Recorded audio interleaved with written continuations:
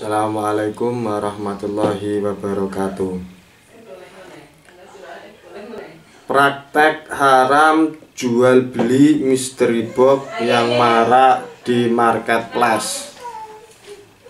Dilansir dari website NU Online oleh Muhammad Syamsuddin, Allah Subhanahu wa Ta'ala telah menetapkan bahwa praktek jual beli merupakan yang legal dalam syariat.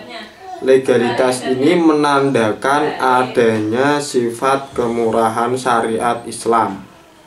Sisi kemanusiaan yang diketengahkan dalam hal ini adalah karena manusia adalah makhluk sosial, sehingga ia harus terus bergerak dan menjalin kerjasama dengan anggota masyarakat lainnya dalam wadah kerjasama, berbisnis, dan tolong-menolong.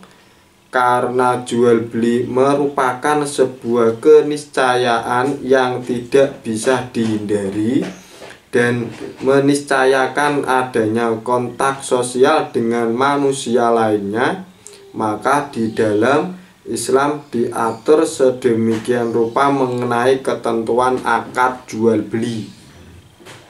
Tidak hanya berkaitan dengan pola relasinya, Islam juga mengatur mengenai syarat sah dari jual beli, yaitu keberadaan harga dan barang yang dijual belikan harus memenuhi unsur kemakluman. Maksud dari kemakluman dalam konteks syariah adalah yang pertama, barang yang dijual harus jelas, baik secara fisik maupun non-fisik, kuantitas dan kualitas, atau secara sifat dan karakteristik barang. Yang kedua, harga barang juga harus bersifat jelas dan tunai, disepakati di majelis akad. Maksud dari tunai ini tidak sama pengertiannya dari kontan. Tunai merupakan kesepakatan yang terjadi mengenai harga dan barang di majelis akad, baik disertai dengan serah terima langsung terhadap salah satu harga dan barang, maupun tidak ada penyerahan sama sekali, tapi diketahui kapan masing-masing harga dan barang itu diserahkan. Sementara kontan adalah penyerahan harga dan barang secara langsung di majelis akad. Yang ketiga, diketahui kapan harga dan barang itu diserahkan oleh masing-masing pihak. Tujuan dari penetapan syariat harga dan barang sebagaimana di atas adalah untuk menghindari terjadinya perilaku yang merugikan terhadap salah satu pihak yang terlibat dalam transaksi. Mengapa? Sebab Islam melarang perbuatan yang berpotensi merugikan atau bahkan sengaja berbuat kerugian terhadap pihak lain. Alhasil, semua komponen yang terlibat dalam jual beli mesti bisa dijamin. Tidak boleh ada kecurangan, tidak boleh juga ada ketidakpastian dalam transaksi, tidak boleh adanya judi atau bahkan riba. Mystery box di marketplace. Beberapa marketplace dewasa ini ditemui telah menerapkan praktek pola jual beli yang menyimpan unsur horor, ketidakpastian, atau spekulatif. Dalam mazhab Syafi'i, jual beli secara online pada hakikatnya sudah merupakan bagian dari adanya horor Namun hal itu diperbolehkan sebagai kemurahan syariat sebab adanya darurat hajat masyarakat.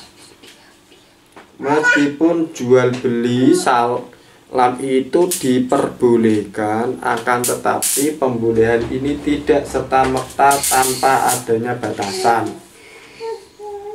Ada sejumlah batasan yang digariskan oleh para ulama yang pada intinya memiliki muara yang sama, yaitu tidak boleh adanya dua gharar yang secara bersama-sama mewujud dalam satu transaksi, sebagaimana pola transaksi jual beli mystery box yang bisa Anda temui di Shopee, Bukalapak, dan Tokopedia, Blibli, Lazada, atau marketplace lainnya adalah termasuk yang menerapkan praktek gharar itu.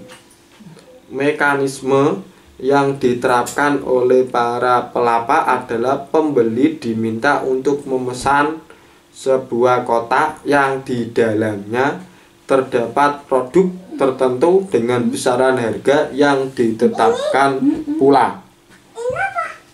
Jika pembeli itu beruntung, maka ia bisa mendapatkan barang semacam ponsel atau merchandise lain dengan kisaran harga di atas dari harga yang tertera di mystery box. Namun bagi pihak yang tidak beruntung, ia akan mendapatkan barang dari mystery box yang pembeli sendiri tidak bisa memastikan di awal. Alhasil terjadi unsur ketidaktahuan terhadap barang yang dibeli. Tak urung, praktek jual beli mystery box merupakan jenis praktek jual beli gharar dan jahalah. Unsur ghararnya disebabkan karena sifatnya adalah untung-untungan sehingga spekulatif.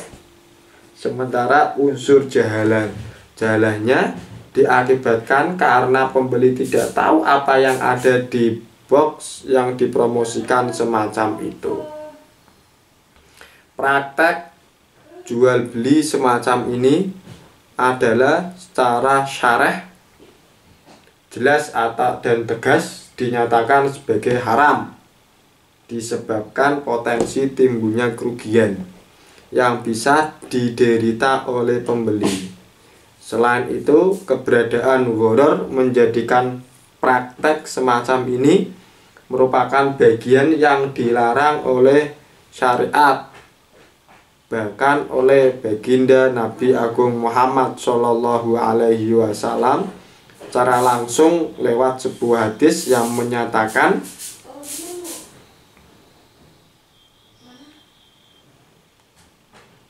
Rasulullah Shallallahu Alaihi Wasallam melarang aktivitas jual beli spekulatif. Alhasil, masyarakat muslim hendaknya menjauhi praktek jual beli tersebut dengan niat mengikut pada sunnah Nabi Muhammad Shallallahu Alaihi Wasallam. Harapannya supaya kita terhindar dari mendapat rezeki yang haram dan tidak berkah, serta kelak di akhirat bisa selamat dari siksa api neraka. Wallahu a'lam bishawab.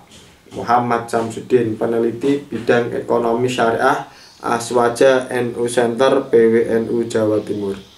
Assalamualaikum warahmatullahi wabarakatuh.